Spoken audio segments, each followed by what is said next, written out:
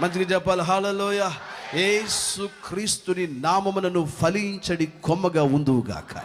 నేను ఎక్కడొచ్చేది యోసేపు ఫలించడి కొమ్మ, అతని రెమ్మలు గోడలు దాటి వ్యాపించును. ఆమేన్. అంటే ఆ మాట అర్థం ఏంటి?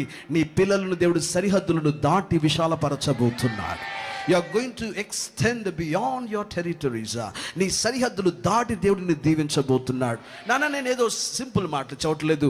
నిశ్చయముగా ఈ సంవత్సరంలో నా ప్రభువు వింటున్నారా, ఉంచబడేటప్పుడు అది నిర్జీవముగా ఉంది, కానీ బయటికి తెచ్చేటప్పుడు ఆహా అది ఫలభరితంగా మారింది.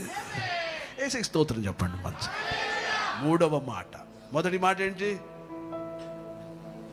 దేవుడు నిన్ను సజీవంగా పైకి లేవనెత్తబోతున్నాడు. ఆయన సన్నిధిలో ఉంటే యు విల్ బి రిసరెక్టెడ్. రెండో మాట చెప్పాను, నువ్వు ఆయన సన్నిధిలో ఉంటే చెప్పాలి, నువ్వు బహుగా ఫలిస్తావు. ఆమేన్. ఆయన అన్నాడు నిలిచి ఉండండి. ఏమన్నాడు? తీగె ద్రాక్షవళిలో నిలిచి ఉంటే, నాకు వేరుగా ఉండి మీరేమియో నో, నాకు వేరుగా ఉండి మీరేమీ చేయలేరు, మీరు నాలో నిలిచి ఉండండి, మీరు బహుగా ఫలిస్తారన్నారు. నాకు సంతోషంగా ఉంది ఈ మాట చదువుతుంటే, ఎందుకంటే నీకు దేవుడు ఆ కార్యాన్ని జరిగిస్తున్నాడు, ఇస్తున్నా.